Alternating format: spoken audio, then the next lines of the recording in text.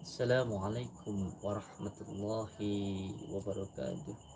Bismillahirrahmanirrahim. Alhamdulillahi alamin. Alhamdulillah segala puji bagi Allah.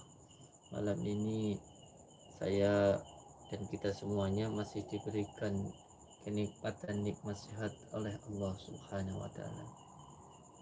Mari sama-sama kita syukuri nikmat sehat ini. Insyaallah sudah menjadi janji Allah. Apabila kita bersyukur, maka nikmat Allah ini akan ditambahkan. Maka sama-sama mari kita syukuri. Kita syukuri nikmat sehat ini. Insyaallah kita akan bahagia di dunia dan akhirat. Dan apabila kita bahagia, insyaallah badan pun akan menjadi sehat. Jadi kebahagiaan itu bukan yang ada di luar dari diri kita, tetapi yang ada di dalam diri kita. Melihat anak-anak sehat, istri sehat, itu pun sudah kebahagiaan yang luar biasa. Mari sama-sama kita syukuri, kita gunakan nikmat sehat itu untuk menjalankan segala perintah Allah dan menjauhi segala larangan-larangannya. Kedua kalinya salawat dan salam, mari sama-sama selalu kita sanjungkan kepada junjungan kita Habibina wa Nabiyana Muhammad sallallahu alaihi wasallam. Insyaallah bila kita sering membaca solawat, semua keinginan kita, semua yang kita lakukan akan dilindungi, akan dimudahkan oleh Allah. Karena amalan yang paling mustajab, yang paling cepat, dan yang paling ampuh adalah solawat. Jadi ketika kita bersolat, insya Allah hati akan menjadi tenang dan tentram. Tidak awah, tidak goyah dengan semua hal yang ada di luar dari diri kita. Pokoknya yang penting insya Allah dengan kita bersolawat hati menjadi tenang. Seperti huruf alif yang tegak, tanpa awah, tanpa goyah dengan semua hal yang ada di luar dirinya. Sangat indah apabila diberikan kesusahan akan sabar, dan apabila diberikan kemudahan akan bersyukur. Udah nikmat sekali nanti hidup kita insya Allah.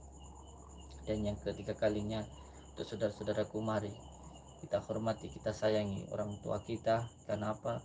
Karena pusaka yang paling ampuh di dunia ialah orang tua kita. Hidup kita mau bahagia atau tidak tergantung bagaimana kita ke orang tua kita. Jika ingin bahagia, maka bahagiakanlah orang tua kita. Insya Allah hidupnya dengan akan bahagia. Jadi orang tua, Rasulullah, dan Allah ini adalah satu kesatuan, tidak bisa dipisah-pisahkan. Insya Allah. Allahumma sholli ala Muhammad. Dengan mencintai Rasulullah, kita kalau mencintai Allah pasti akan mencintai Rasulullah, dan kalau mencintai Rasulullah pasti akan mencintai orang tua kita. Amin ya rabbal alamin. Alhamdulillah saudaraku semuanya, malam ini saya sudah berada di dekat rumahnya nenek-nenek yang sangat zolim, nenek-nenek sihir yang insyaallah akan kita sadarkan. Insyaallah kita akan menyadarkan nenek-nenek sihir ini.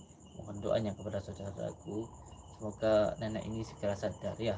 Jangan sampai beliau nanti, mohon maaf, meninggal dalam keadaan yang masih kemusyrikan seperti ini. Jadi intinya kita lakukan saja apa yang bisa kita lakukan, selebihnya nanti serahkan kepada Allah. Karena kewajiban saya hanya berikhtiar dan berusaha, dan Allah yang menentukan. Yang penting saya sudah berusaha di jalan Allah. Bismillah, bismillah, bismillah. Allah.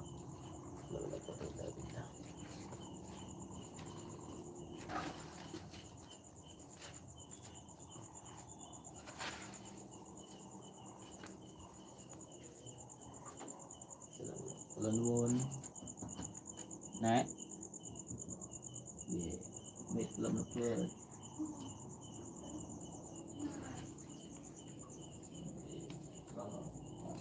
Nggih.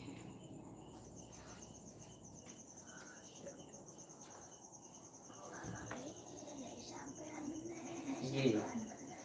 Kula malih nggih.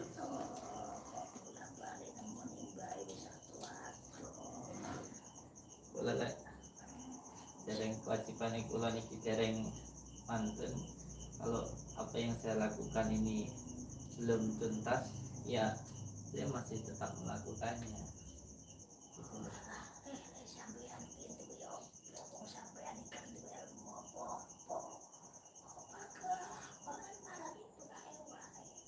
Saya ingin jenengan itu bertobat.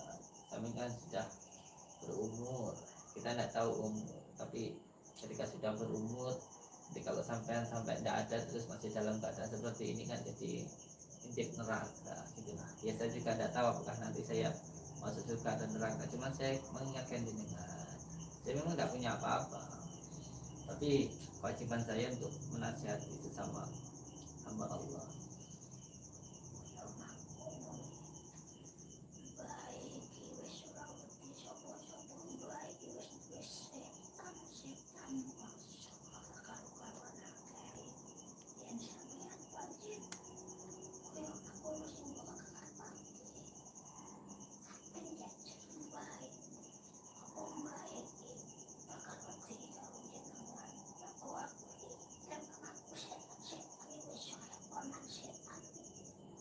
Jadi dengan takut dengan siapa-siapa, tidak takut dengan siapa-siapa, karena sampean punya banyak jin, sampean punya banyak setan, sampean tidak takut dengan siapapun. Tapi sampean harusnya takut dengan Allah.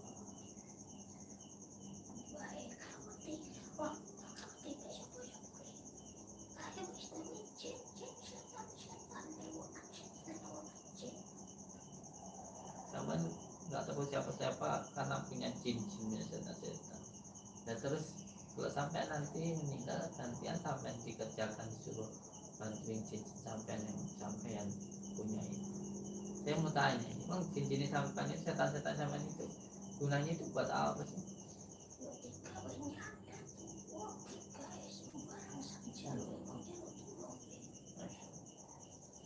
Jadi punya jin, punya setan itu malah untuk menyakiti seseorang, untuk menyakiti seseorang.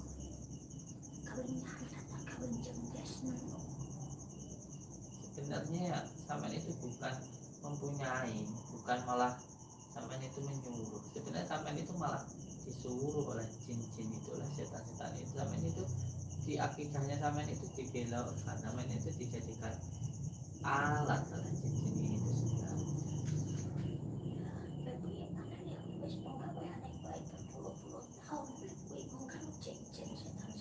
Masya Allah. Tidak ada keinginan untuk bertobat lah.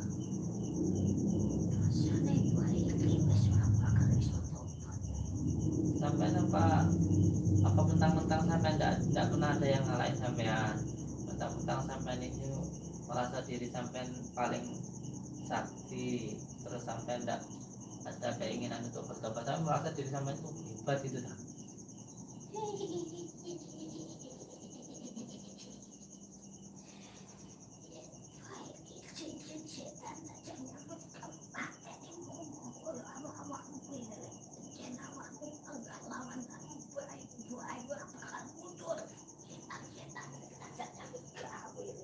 Masya Allah.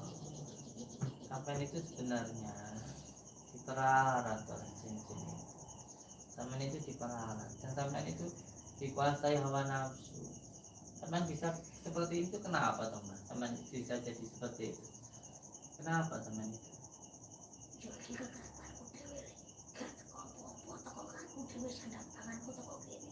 Pasti sampean dulunya itu disakitin orang. Saya itu sok ngerti, teman saya rasakan jaringan itu dulunya disakitin orang, terus sampean itu belajar ilmu-ilmu, nyepi-nyepi, tapa-tapa, itu akhirnya didatengin banyak setan karena niat sampean itu untuk balas dendam. Akhirnya sampean jadi seperti ini. Jangan diturutin sakit hati jenengan itu. Aku pancen balas dendam.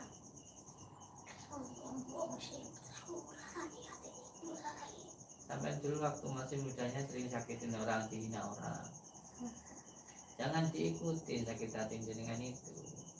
Jangan diikuti. Sampai nanti malah diperat hawa nafsu. Sampai nggak akan pernah bahagia seumur hidup jenengan.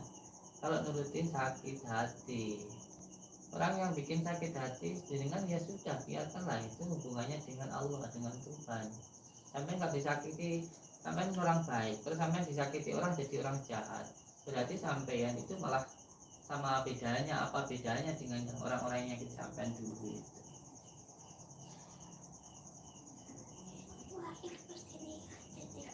Sampean mestinya jadi orang jahat malahan.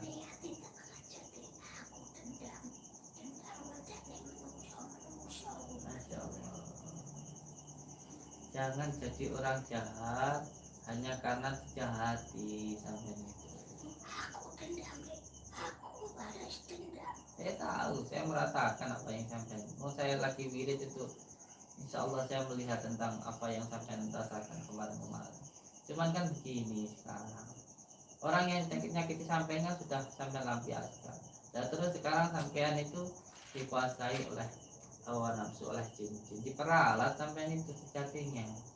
Saya bukannya saya sombong. Kalau saya mau datang, sampean langsung saya habisi. Tapi saya tidak melakukan itu karena saya ini tidak mau sampai nanti posisinya meninggal masih dalam seperti ini. Saya ingin jenengan itu bertobat, sampai itu bertobat. Sudahlah, jangan diturutin terus.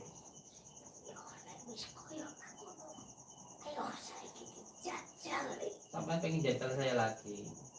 Saya pengen nyoba saya lagi.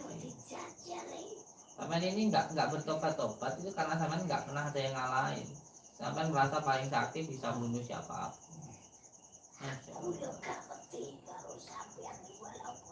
Saya tidak ingin sampai takut sama saya. Saya kesini itu karena saya ingin jangan itu bertobat. Bukan sampai takut dengan saya. Sampai tetap berani lawan saya.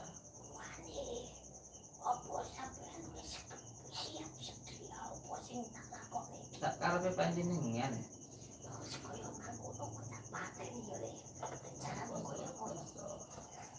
Monggo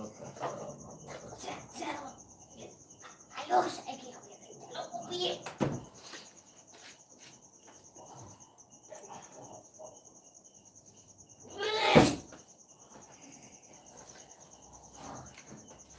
kenapa?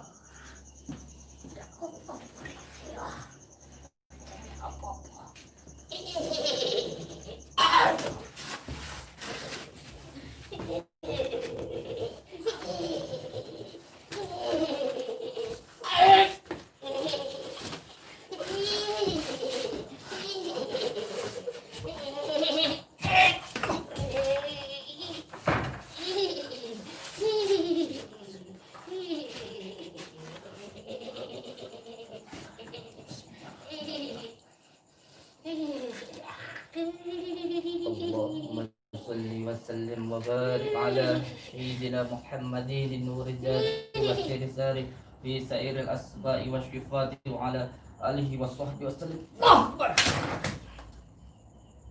salli ala Muhammad wa ala ali sayyidina Muhammad. Yen ngapura niki ilmune sampean kula takut.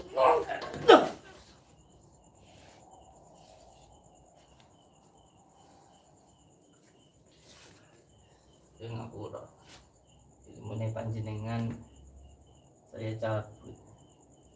Sampean tidak punya ilmu apa pun karena jenengan merasa paling hebat, merasa paling sakti.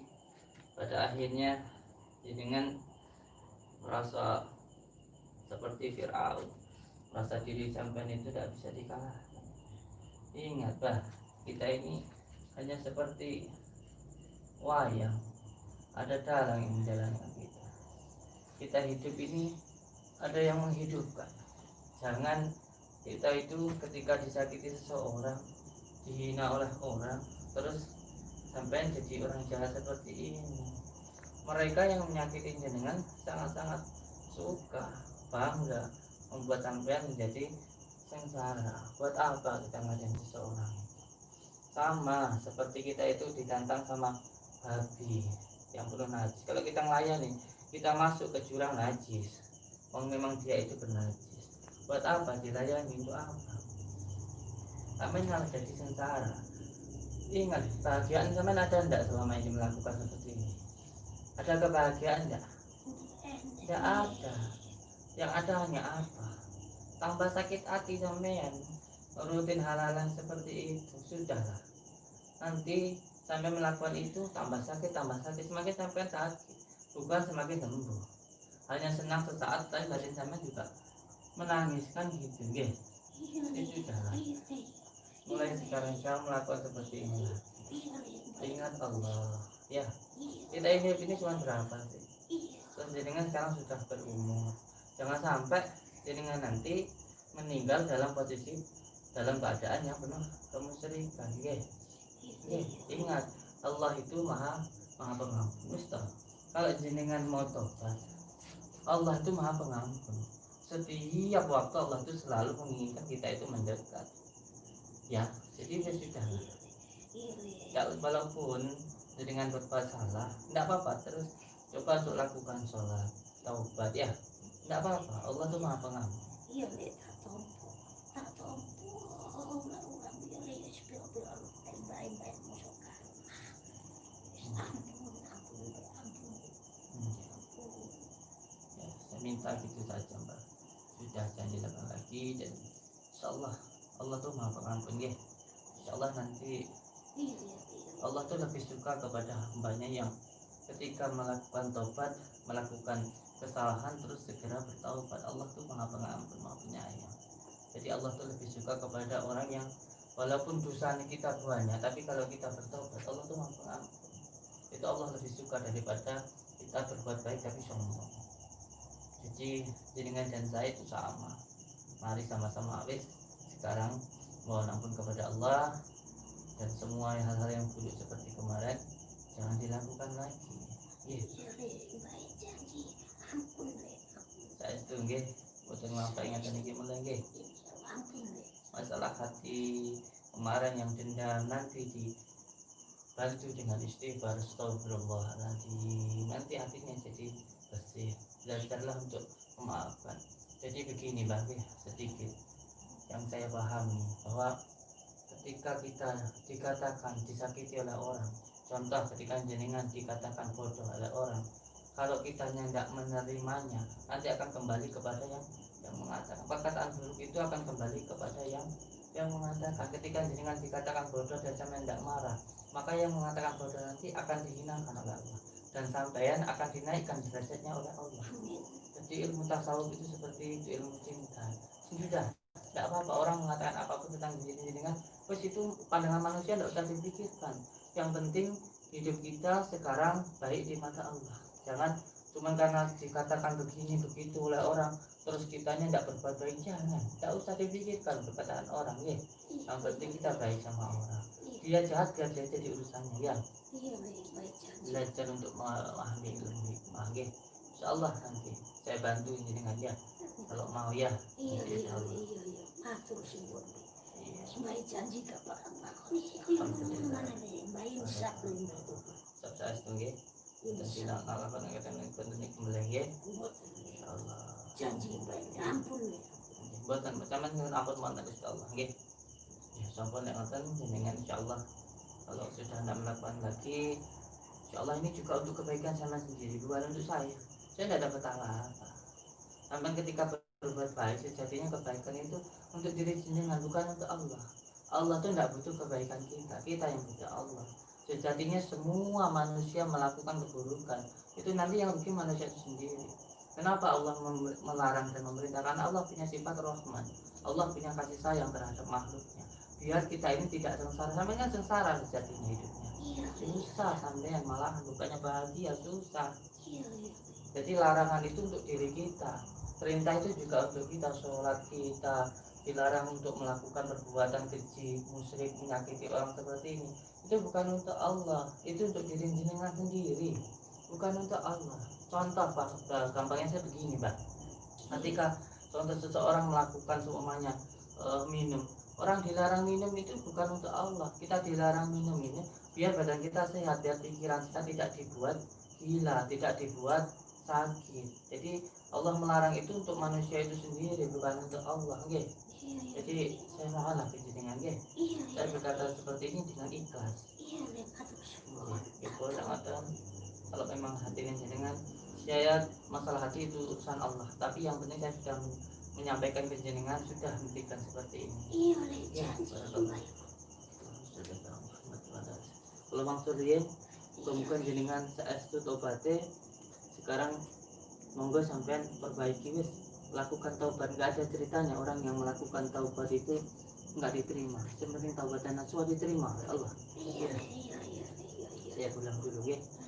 Untuk sebelumnya semoga jenengan benar-benar jadi manusia yang baik ya. Iya, amin. Assalamualaikum warahmatullahi wabarakatuh.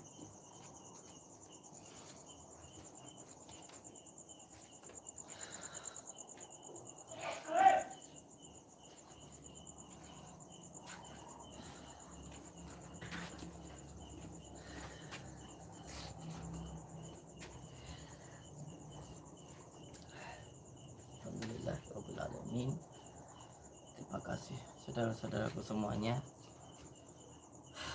Terima kasih atas doa-doanya, dan terima kasih, semoga Allah Subhanahu wa taala selalu menjaga diri panjenengan dan juga menjaga kami, dan mohon doanya untuk santri-santri Padepokan Nur Cacitati Sholawat Sirri ala Juni. Semoga kita semuanya selalu dalam lindungan Allah Subhanahu wa taala.